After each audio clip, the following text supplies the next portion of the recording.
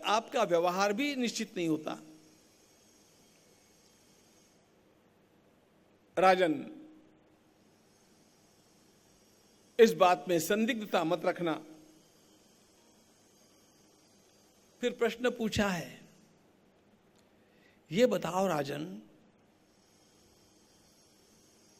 आपके मंत्री लोग कितने पढ़े लिखे हैं?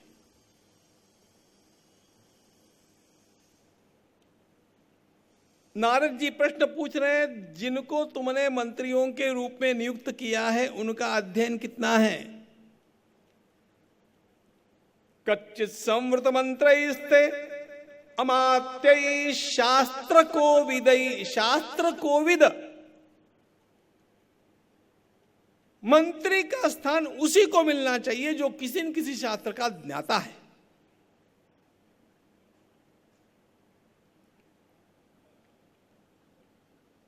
अपना जनतंत्र अच्छा है, बधाई आपको। लेकिन एक बात हम लोगों के ध्यान में आनी चाहिए कि नहीं, आप स्वयं सोचिए। मैं महाभारत के प्रकाश में बात कर रहा हूं। एक बैंक में किसी को प्यून को अपॉइंट करना है तो उसका मिनिमम एजुकेशन कितना होना है, इसका निर्धारण होता है। कहीं पर भी किसी को क्लार्क का काम करना है, वो कम से कम कितना पढ़ा लिखा होना चाहिए, यह निर्धारण होता है, मिनिमम एजुकेशन। मंत्री बनने के लिए कोई भी शिक्षा का निर्धारण नहीं है।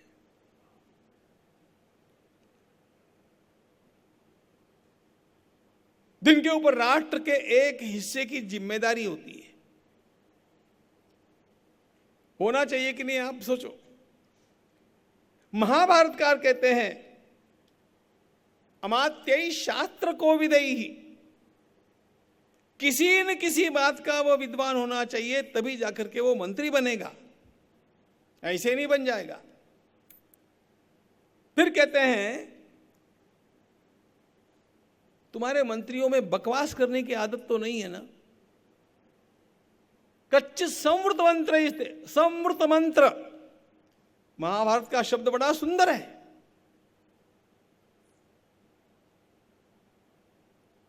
उत्तम नेता को रात दिन बकवास नहीं करनी चाहिए।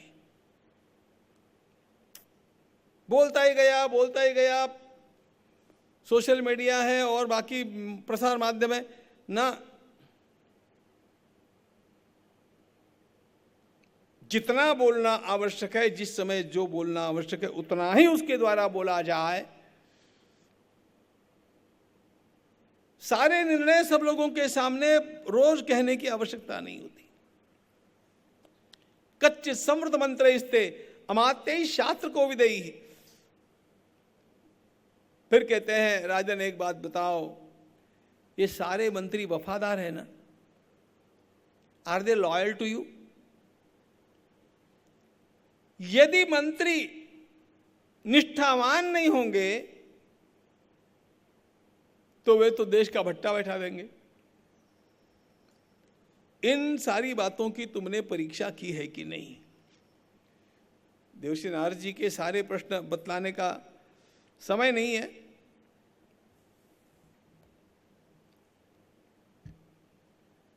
नारद जी ने कहा, राजन तुम सर्वदा ढीले ढाले तो नहीं रहते हो ना? अच्छा, सर्वदा कठोर भी नहीं रहते हो ना? उत्तम राजा को चाहिए कि वह मध्यम मार्ग अपनावे। कहीं शक्ति से निपटना पड़ता है, कहीं शिथिलता से लोगों से प्रेम से व्यवहार करना होता है।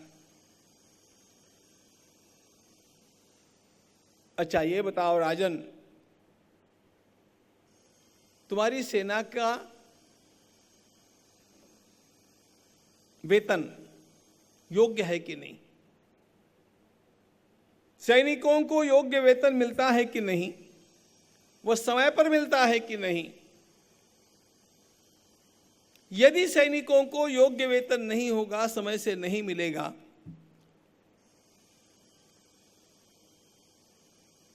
तो प्रजा सुरक्षित नहीं है।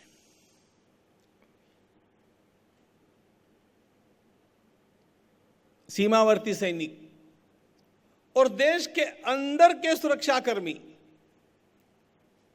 इनमें से काम करते समय यदि कोई दिवंगत हो जाता है, उसके पूरे परिवार की जिम्मेदारी तुम लेते हो कि नहीं? कच्चिद्दारान् मनुष्याणां तवार्थे मृत्युमीयुषाम् व्यसनं चाभ्युपेतानां बिभर्षि भरतर्षभ।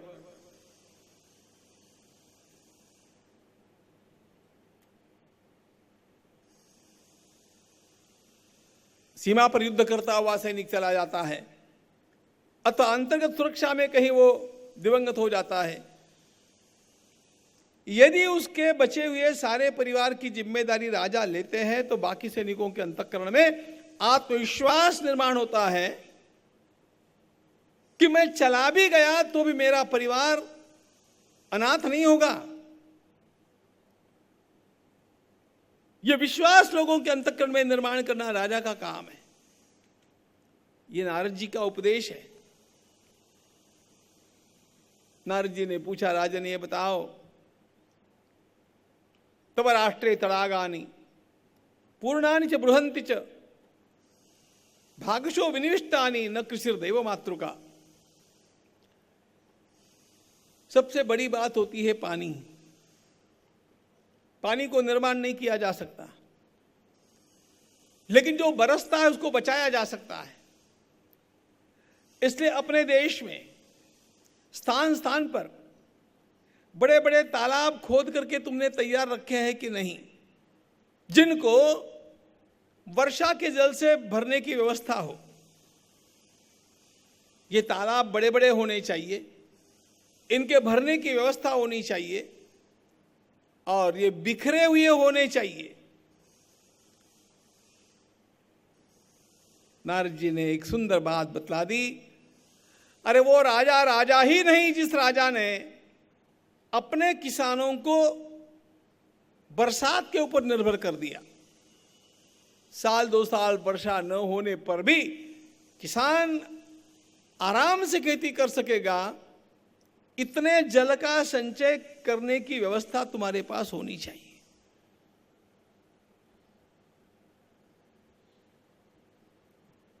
बहुत सारी बातें हैं, क्या क्या बताऊं। राज्य में कभी भी रोग रक्षो भयाच्चैव राष्ट्रम स्वम परिरक्षसि कच्चिदंधांश्च मूकांश्च पंगून व्यंगान अबांधवान। एकाएक राज्य में कहीं पर भी आग लग सकती है, बाढ़ कभी भी आ सकती है, कोई रोग विषाणु का एकदम फैल सकता है। ऐसी हर स्थिति के साथ निपटने की तैयारी तुमने करके रखी है कि नहीं? आज की भाषा में बोलना हो तो ऑक्सीजन सिलेंडर तैयार है कि नहीं? पढ़ के दिखाता हूं। रोग रक्षो भयाच्चैव, रोग भयात् रक्षो भयात्।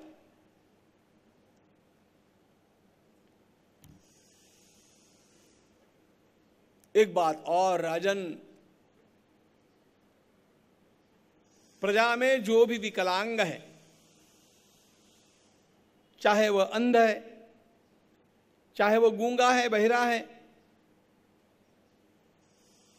या अनाथ है, उसकी जिम्मेदारी राजा की होती है। पितेव पासी धर्मज्ञ, और राजा उनका पालन करके उपकार नहीं करता है।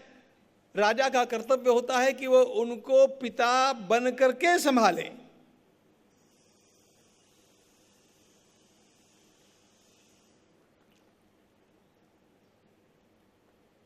कुछ कुछ बातें मैंने आपके सामने रखी है देवर्षि नारद जी की। आज की हमारी व्यवस्था और नारद जी के द्वारा प्रतिपादित व्यवस्था के ये कुछ सूत्र थोड़ी तुलना करके देखिए। कितना प्रगल्भ विचार देवर्षि नारद जी महाराज ने दिया है। और जिसमें से मैंने केवल कुछ बातें आपके सामने रखी। इतना सब जैसे जैसे नारद जी पूछते गए, धर्मराज ने बतलाया, हाँ ये करते हैं, ये व्यवस्था की है। तब जाकर के नारद जी ने सारी बातें पूछने के बाद में कहा, तब तो तुम्हारा राज्य ठीक है। और उसके पश्चात वे एक बात कहते हैं, राजन अब तुम्हें एक यज्ञ करना चाहिए। हमारे यहां एक पद्धति थी, विशिष्ट प्रमाण में संपत्ति इकट्ठी होने के पश्चात यज्ञ करके उस संपत्ति का वितरण करना आवश्यक होता था। केवल कमाते रहना नहीं, उसका वितरण भी। एवं प्रवर्तितम चक्रम नानुवर्तयति है, यह भगवान गीता में कहते हैं, यह चक्र चलते रहना चाहिए। धन बुरा नहीं होता है, जब वो आते रहता है, जाते रहता है, पुनः आते रहता है, जाते रहता है। The flow must go on, that is called best economy.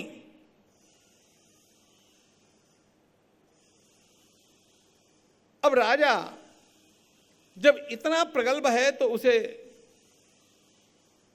अब यज्ञ करके अपनी संपत्ति को लोगों में वितरित कर देना चाहिए।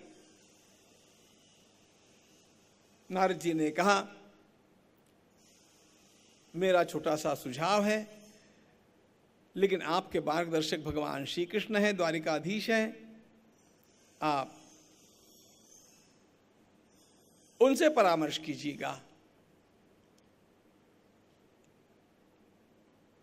राजसूयस्य समयम् मन्यन्ते सुहृदस्तव समर्थोऽसि महाबाहो सर्वे ते वशगा वयम्।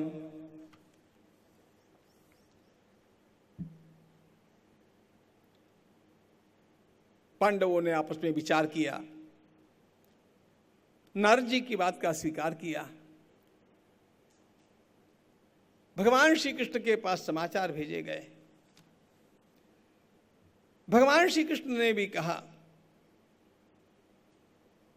कि देवर्षि नारद जी ने जब बताया है तो बात बिल्कुल सही है। अब हम लोगों को इतना विकास कर चुकने के पश्चात इस विकास को सर्वमान्यता दिलाने के लिए राजसूय यज्ञ करने की आवश्यकता है। भगवान श्री कृष्ण स्वयं इसके सूत्र संभालने के लिए आते हैं। प्रभु ने एक बात कह दी कि यज्ञ तो करना ही है। यज्ञ के 3 हेतु होते थे, यज देव पूजा संगति करण दानेषु। देवताओं का पूजन होना चाहिए ताकि अपने परिवार का भविष्य सुखमय हो। एक बात, समाज का संगठन होना चाहिए ताकि आपस में तालमेल बना रहे, और संपत्ति का वितरण होना चाहिए जिससे कहीं पर भी असंतुलन निर्माण न हो जाए। प्रभु ने कहा, चारों भाइयों को पहले दिग्विजय करने की आवश्यकता है। चारों भाइयों को दिग्विजय के लिए भेजा, धर्मराज को छोड़ करके। लेकिन भगवान ने एक बात कही, जरासंध की ओर आप लोग मत जाना, वहां पर मैं स्वयं चलूंगा। अब इसमें भगवान की योजना इतनी अद्भुत थी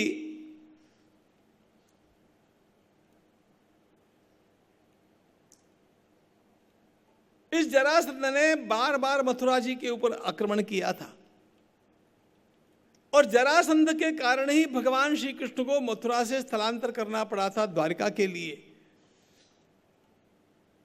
प्रभु ने विचार यह किया कि कम से कम नुकसान अपना हो और ये पापी तो खत्म किया जाए, ऐसा उपाय करना चाहिए। और इसके लिए भगवान स्वयं ब्राह्मण वेश धारण करके भीमसेन और अर्जुन को साथ लेकर के जरासंध के गिरिव्रज नामक स्थान में जाकर के युद्ध की भिक्षा मांगते हैं। इसका अर्थ क्या है? सेना लेकर के नहीं लड़ना है, व्यक्तिगत रूप में युद्ध करो।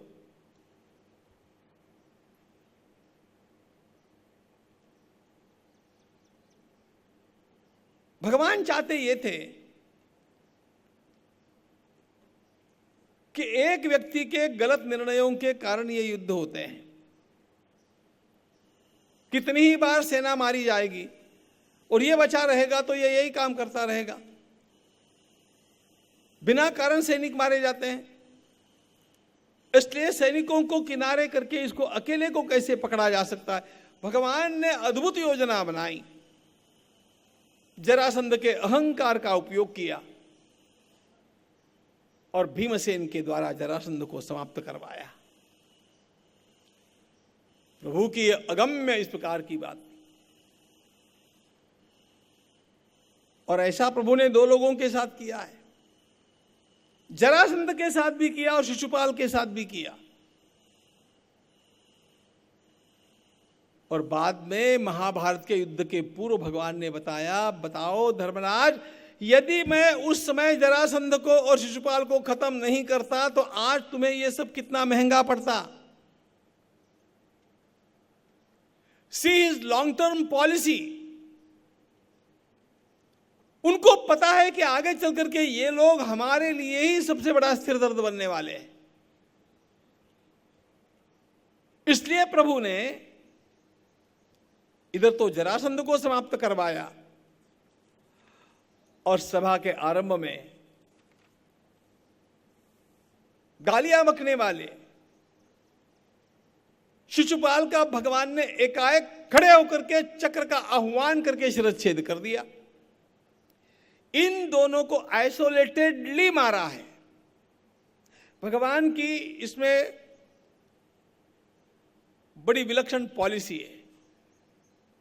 कहीं पर भी न सेना को बीच में लाया, न राज्य को बीच में लाया, न मंत्रिमंडलों को बीच में लाया, अकेले अकेले इन दोनों को खत्म कर दिया भगवान ने। क्योंकि जब पता है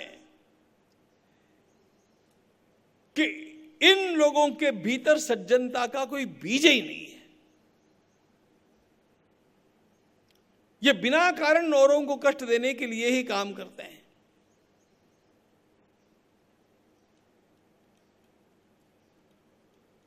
परित्राणाय साधूनाम विनाशाय च दुष्कृताम। एक बात ध्यान रखना, जो उत्तम राजा होते हैं उनको जब आवश्यकता होती है तो इस प्रकार से इन पापियों को किनारे किए बिना वे समाज का भला नहीं कर सकते।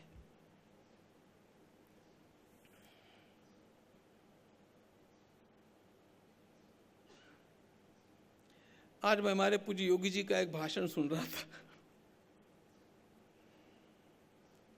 उनका हम सबके लिए समान है, लेकिन आप चाहेंगे कि हम तलवारें लेकर के कुछ भी करने के लिए निकलेंगे और हम आपको हाथ जोड़ेंगे, ये नहीं चलेगा। सब लोगों को अपने अपने नियमों का पालन करना होगा और जो नहीं करेगा उसके साथ सख्ती से ही निपटा जाएगा। ये कहने का जिसमें साहस होता है वही राज्य करने के लिए पात्र होता है, ध्यान रखना। ये जरासंध और ये शिशुपाल, ये दोनों भी सभी सज्जनों के विरोधक, एंड दैट वाज कंफर्म्ड। अरे कल्पना करो, ये जरासंध जो है इसने 20,000 क्षत्रियों को बंदी बना करके रखा है। कारण क्या? कारण कुछ नहीं, माय स्वीट विल। अच्छा, उनमें 86 क्षत्रिय राजा है। उससे पूछा गया कि आपने इनको क्यों बंदी बनाया है? जरासंध बोलता क्या है पता है? अरे 86 तो मिल गए और 14 मिलने हैं, जब 100 की संख्या पूरी हो जाएगी बड़ा यज्ञ करूंगा और 100 राजाओं का बलिदान मैं करूंगा। The hideous ambition. लोग बकरों का बलिदान करते हैं, मैं राजाओं का करूंगा। ये कोई मनुष्यता है? इसलिए प्रभु ने, देखो कृष्ण भगवान सारी बातें बल के प्रयोग से नहीं करते हैं, बहुत सारी बातें युक्ति से ही करते हैं।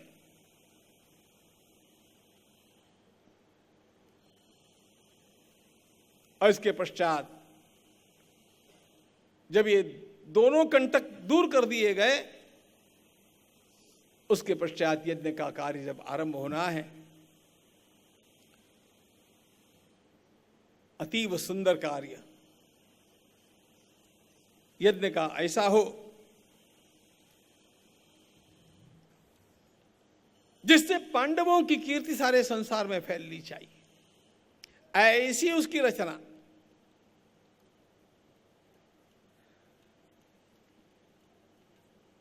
किसी भी काम में, बड़े काम में हम कामों का बंटवारा करते हैं, आप लोगों को पता है। यहां का भगवान का बनाया हुआ कामों का बंटवारा देखिए। पितामहम गुरुंचैव प्रत्युद्गम्य युधिष्ठिरः युयोजस यथा योगम अधिकारेष्वनंतरम भक्ष्यभोज्याधिकारेषु दुःशासनमयोजयत्। सबसे पहली व्यवस्था होती है भोजन व्यवस्था। भोजन व्यवस्था की जिम्मेदारी दो लोगों को दी है, एक तो भीमसेन और दूसरे दुशासन। ये दोनों बढ़िया खवैया हैं और जो बढ़िया खाता है ना वही लोगों को खिलाता भी है। इसलिए प्राकृतिक चिकित्सा वाले भोजन के विभाग में नहीं होने चाहिए। भीमसेन अच्छे खवैया है। उत्तम स्वादिष्ट अन्न कैसे बनेगा, दुशासन उसके दर्दी है। दोनों को सौंप दिया ये काम। परिग्रहे ब्राह्मणानाम, फिर होता है पंडित लोगों की वर्णी, पंडितों का चयन। द्रोणाचार्य के पुत्र अश्वत्थामा को यह काम भगवान ने और धर्मराज ने सौंपा। अश्वत्थामा उत्तम मंत्रज्ञ भी है, ब्राह्मणों के साथ व्यवहार कैसा करना चाहिए उसको पता भी है। यह काम उसको सौंपा गया।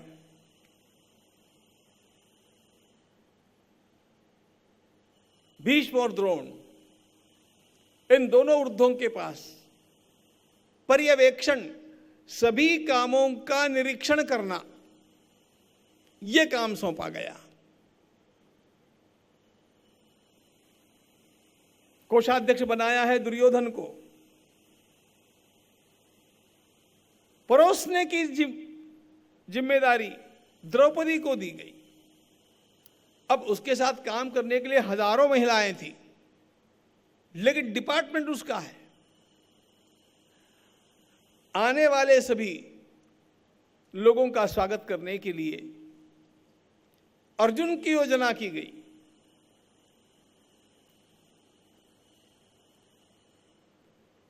पांच भाई है ये। सहदेवस्तु पूजायाम, पूजा करने का काम सहदेव को दिया गया। इसका एक कारण भी बतलाता हूं। इन पांचों भाइयों में जल्दी चिढ़ने वाला सहदेव है। सबसे छोटा भी है, तेज तर्रार भी है। भगवान ने विचार किया ये पूजा पाठ करता रहेगा तो लोगों के साथ इसका इंटरेक्शन नहीं होगा, पूजा करो। सहदेवस्तु पूजायाम,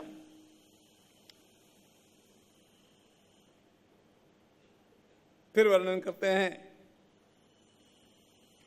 जो रत्न आने वाले आएंगे उनकी परीक्षा करने का काम विदुर जी को दिया गया। कामों का बंटवारा चला है।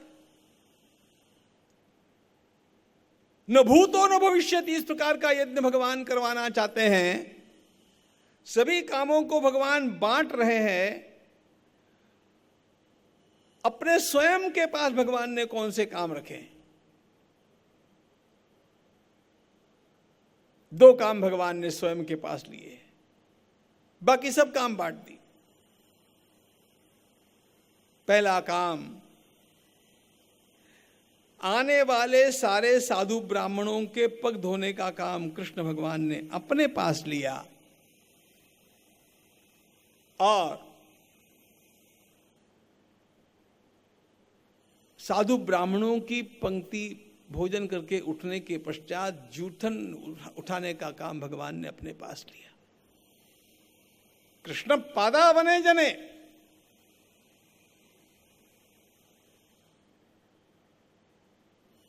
ये कृष्ण का चरित्र है मित्रों।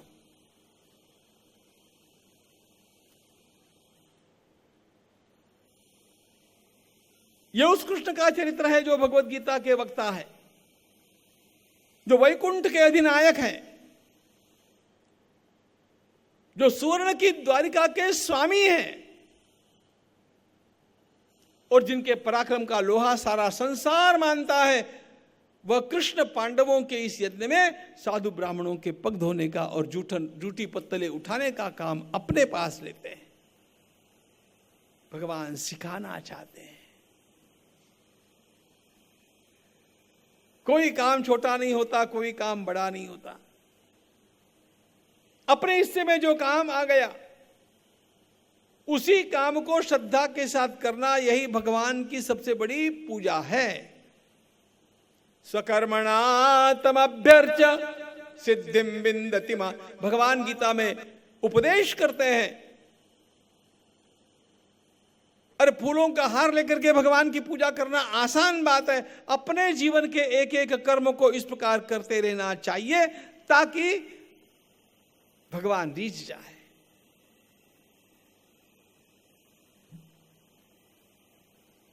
यह कर्मयोग का सबसे ऊंचा आदर्श है। कभी कृष्ण ने किसी काम को छोटा नहीं माना, बड़ा नहीं माना। सारे के सारे पांडव कृष्ण की पूजा करते हैं। कृष्ण की अग्र पूजा की गई है इस यज्ञ में।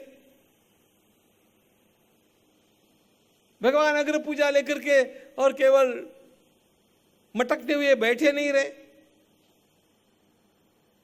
He is working and working like anything.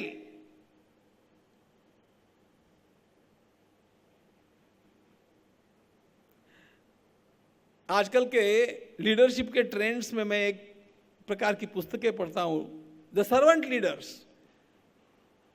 वो नेता जो छोटा बन के सबको मार्गदर्शन करते हैं, अरे वे सारे के सारे सूत्र एक कृष्ण के जीवन में देखने मिलते हैं। The highest type of leadership.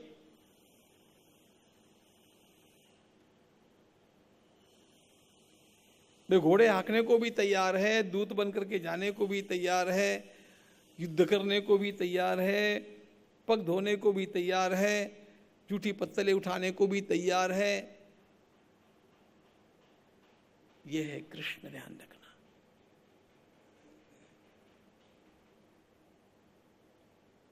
यह किस लिए ध्यान रखना? अपने स्वयं का विचार करने के लिए ध्यान रखना।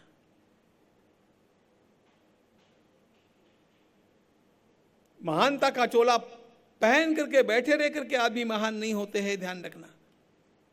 छोटे छोटे कामों में भी जिनका दृष्टिकोण महान है वे महान।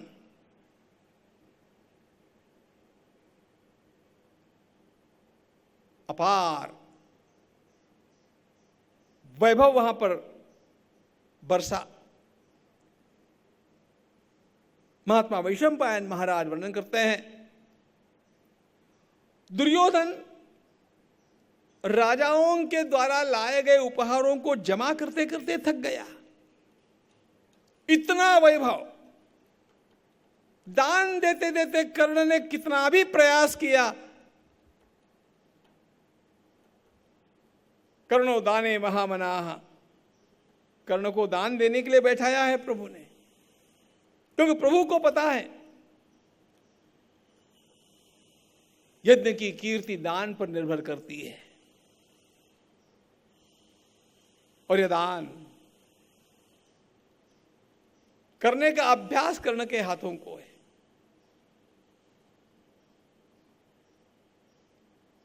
सारे संसार में एक ही चर्चा चली, पांडवों का राजसूय यज्ञ न भूतो न भविष्य।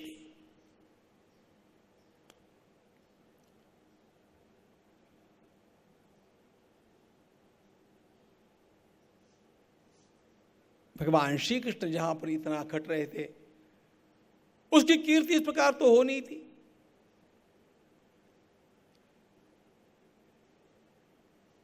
अंत में एक विचित्र घटना हुई। कोषाध्यक्ष महोदय यानी दुर्योधन,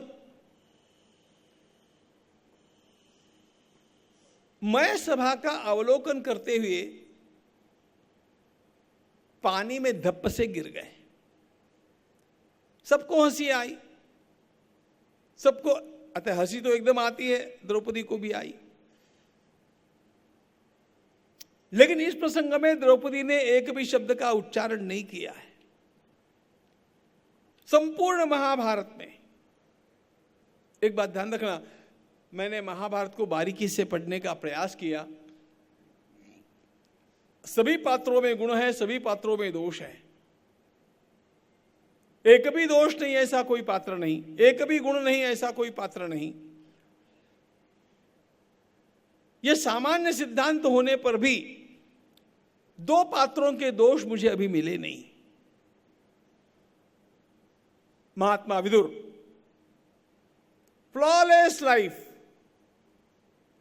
और भगवती द्रौपदी, कहीं पर भी द्रौपदी ने कोई गलत बात की हो अथवा कही हो, ऐसा एक भी उल्लेख महाभारत में नहीं है। अरे अंधे के बेटे अंधे जैसे होते, ये मूर्खता की बातें लोगों ने द्रौपदी के मुंह में डाल दी। इसका महाभारत में कोई प्रमाण नहीं, और चूंकि हम लोग महाभारत में पढ़ते नहीं, किसी वक्ता ने बोल दिया, अगला वक्ता और बोलता गया, और लोग बोलते गए, सुनते गए, There's no proof at all। Draupadi ऐसा बोली नहीं है, इतना ही नहीं, द्रौपदी ऐसा बोल सकती नहीं है। It goes against her character। वह इतनी स्वच्छ है, सम्यक, जीवन में एक बात गलत उसने कभी कही नहीं। जाते जाते एक बात बतला देता हूं, जरा विचार करना। संपूर्ण महाभारत का चिंतन करते हुए मुझे तो कृष्ण भगवान के साथ पैरेलल बुद्धि किसी की लगती है तो द्रौपदी की लगती है।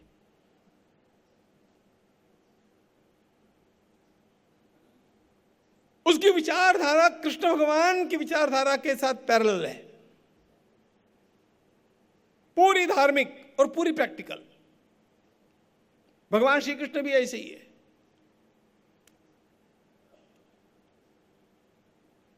इसलिए द्रौपदी कुछ गलत बोली ऐसा कुछ भी नहीं है, लेकिन सबके हंसने के कारण दुर्योधन को अपमान अनुभव हुआ।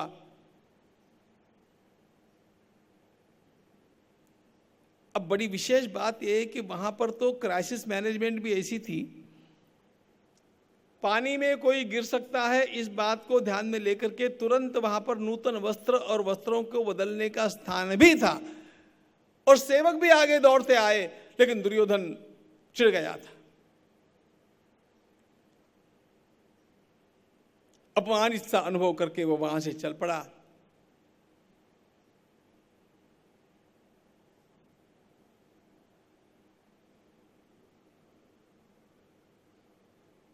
संगति मनुष्य को कितना गिराती है, इंद्रप्रस्थ से हस्तिनापुर की यह जो दुर्योधन की वापसी की यात्रा है, इस यात्रा में उसके साथ शकुनी है, मिस्टर शकुनी फ्रॉम कंधार। और इस शकुनी ने दुर्योधन को जो क्रोध आया था, उस क्रोध में और सारी आग डाल दी और सारा घी डाल दिया और कहा, भांजे तुम डरो मत, हम इन पांडवों को जीत करके रहेंगे। दुर्योधन ने कहा, नहीं मामा जी, पांडवों को जीतना आसान बात नहीं है, पांडव अत्यंत पराक्रमी है। मेरी तो छाती जल गई, इतनी संपत्ति मैंने पांडवों के पास आती हुई देखी, और वो कोषाध्यक्ष ही था।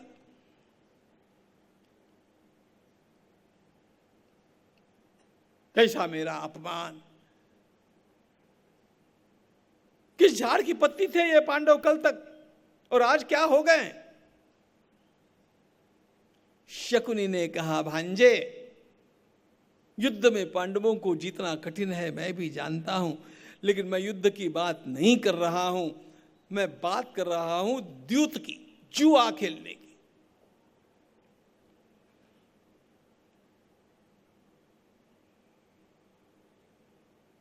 हरे कृष्ण कृष्ण कृष्ण हरे हरे, हरे कृष्ण कृष्ण